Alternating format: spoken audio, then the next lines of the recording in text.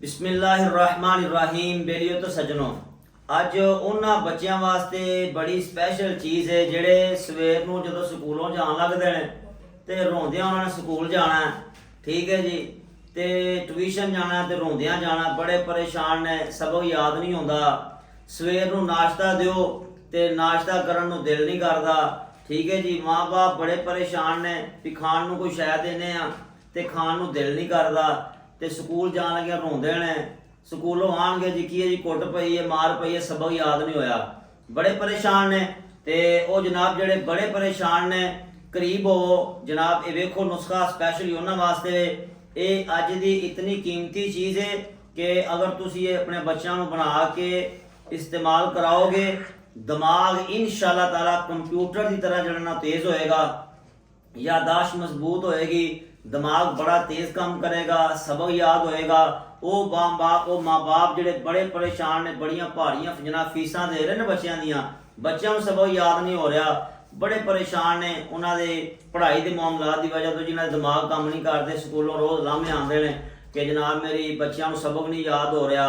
तो ऐसे बच्चों के वास्ते और ऐसे माँ बाप के वास्ते स्पैशल जड़ना जी ये चीज़ असी मैं नुस्खा लगा देन। तो ये जनाब सब तो पहले जड़ना तुसी नुस्खा करो नोट। ठीक है, नुस्खा नोट करो, चीज़ां पहले देख लो। सब तो पहले तुसी जनाब मेरी लेना है पिस्ता। सब तो पहले तुसी पिस्ता देख रहे हो, पिस्ता लेना है। दूसरे नंबर ते जनाब मेरी कशनीज लेने तुसी। ठीक है, कशनीज आ गया। ते तीसरे नंबर ते तुसी लैने ने मगज देखते पे हो, बड़े जनाब मेरी ये मारूफ चीज़ है जिन्होंने असी सूरजमुखी के बीज कहने हैं। ठीक है जी, ये तुसी सूरजमुखी के जड़े ना जी मगज लैने ने बीज।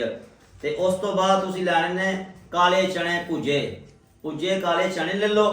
फिर जनाब मेरी ले लो बादाम, बादाम दी गिरियां ले लो। ठीक हो गया, बादाम दी गिरियां तो बाद फिर तुसी लैना है काजू, काजू आ गया। उस तो बाद जनाब मेरी ऐसी ज़बरदस्त चीज़ आ गई सौंफ। सौंफ तो जनाब ऐसी चीज़ है जी मैदे भी तकवीयत देगी, जिगर भी तकवीयत देगी, दिमाग भी जनाब मेरी तेज़ करेगी। ये सारिया चीज़ां तुसी लैके ते करना की है, इन्हां सारिया चीज़ों बराबर वजन ले लो, लैके पाओ जनाब मेरी मशीन दे विच, इनू ग्राइंड करके पाउडर बनाओ।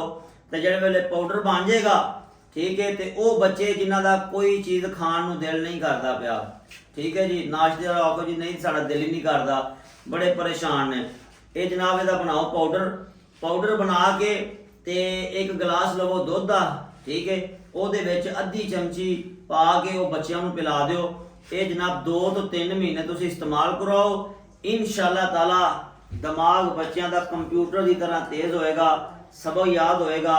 ਜਿਹੜੇ ਪਰੇਸ਼ਾਨ ਨੇ ਕਿ ਜਨਾਬ ਅਸੀਂ ਤੇ ਬੜੀਆਂ ਫੀਸਾਂ ਦਿੰਦੇ ਆ, ਇਹਨਾਂ ਨੂੰ ਕਹਿੰਦੇ ਪੜ੍ਹ ਲਓ, ਪੜ੍ਹਦੇ ਨਹੀਂ ਪਏ, ਬੱਚੇ ਤੁਹਾਨੂੰ ਅੱਛਾ ਰਿਜ਼ਲਟ ਦੇਣਗੇ। ਤੇ ਇਹ ਤੁਸੀਂ ਨੁਸਖਾ ਬਣਾਓ। ਠੀਕ ਹੈ ਜੀ, ਬਿਲ ਫਰਜ਼ ਅਗਰ ਕਿਸੇ ਦਾ ਬੱਚਾ ਇਹ ਪਾਊਡਰ ਨਹੀਂ ਖਾਂਦਾ ਜੀ, ਠੀਕ ਹੈ, ਤੇ ਇਹ ਪਾਊਡਰ ਨਹੀਂ ਖਾਂਦਾ, ਫਿਰ ਇਹਨਾਂ ਦਾ ਤੁਸੀਂ ਜਨਾਬ ਮੇਰੀ ਇਹ ਚੀਜ਼ਾਂ ਨਹੀਂ ਖਾਂਦਾ, ਉਹਦੇ ਵਿੱਚ ਫਿਰ ਤੁਸੀਂ ਕੀ ਲੈਣਾ, ਕੂਜ਼ਾ ਮਿਸਰੀ ਲੈ ਲਓ ਨਾਲ। ਕੂਜ਼ਾ ਮਿਸਰੀ ਲੈ ਕੇ ਥੋੜੀ ਜਿਹੀ ਪਾਊਡਰ ਕਰਕੇ ਉਹ ਵਿੱਚ ਪਾ ਲਓ, ਇਹ ਹੋ ਜਾਏਗਾ ਮਿੱਠਾ।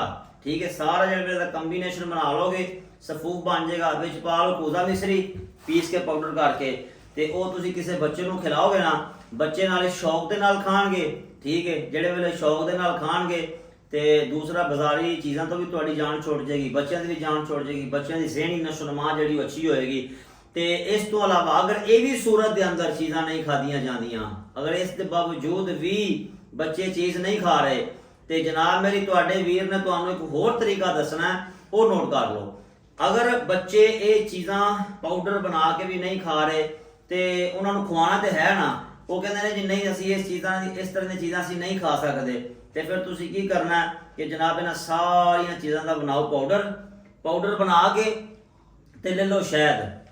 ਫਿਰ ਜਨਾਬ ਪਾਊਡਰ ਬਣਾ ਕੇ ਸ਼ਹਿਦ ਲੈ ਲਓ, ਜਿੰਨਾ ਪਾਊਡਰ ਦਾ ਵਜ਼ਨ ਹੈ ਉਸ ਤੋਂ 2 ਗੁਣਾ ਸ਼ਹਿਦ ਲੈ ਲਓ ਜ਼ਿਆਦਾ। ਸਾਰਾ ਜਨਾਬ ਮੇਰੀ ਉਹ ਪਾਊਡਰ ਜਿਹੜਾ ਇੱਕ ਬਰਤਨ 'ਚ ਪਾਓ, ਉਹਦੇ 'ਚ ਪਾਓ ਸ਼ਹਿਦ, ਉਹਨੂੰ ਚੰਗੀ ਤਰ੍ਹਾਂ ਹੱਲ ਕਰ ਲਓ।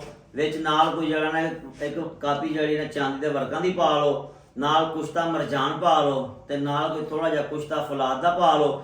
ਬਣਾ ਕੇ ਉਹਦਾ ਚੰਗੀ ਤਰ੍ਹਾਂ ਜਿਹੜਾ ਅੱਛੀ ਤਰ੍ਹਾਂ ਉਹਨੂੰ ਮਿਕਸ ਕਰਕੇ ਇੱਕ ਬੜਾ ਬਿਹਤਰੀਨ ਜਿਹਾ ਜਨਾਬ ਮੇਰੀ ਤੁਸੀਂ ਜਿਹੜਾ ਨਾ ਉਹ ਆਪਣਾ ਉਹ ਬੱਚਿਆਂ ਵਾਸਤੇ ਮਜੂਨ ਬਣ ਜਾਏਗਾ ਦਿਮਾਗੀ ਟਾਨਕ। ਠੀਕ ਹੈ, ਤੇ ਇਹ ਦਿਮਾਗੀ ਟਾਨਕ ਤੁਹਾਡਾ ਤਿਆਰ ਹੋ ਗਿਆ। ਬੜੀ ਜ਼ਬਰਦਸਤ ਚੀਜ਼ ਹੈ, ਕਿਸੇ ਕੋਲ ਜਾਣ ਦੀ ਕੋਈ ਜ਼ਰੂਰਤ ਨਹੀਂ ਹੈ, ਕਿਸੇ ਮਹਿੰਗੇ ਬੰਦੇ ਕੋਲ ਜਾਣ ਦੀ ਕੋਈ ਜ਼ਰੂਰਤ ਨਹੀਂ ਹੈ, ਕਿਸੇ ਕੋਲ ਮੰਗਵਾਉਣ ਦੀ ਕੋਈ ਜ਼ਰੂਰਤ ਨਹੀਂ ਹੈ।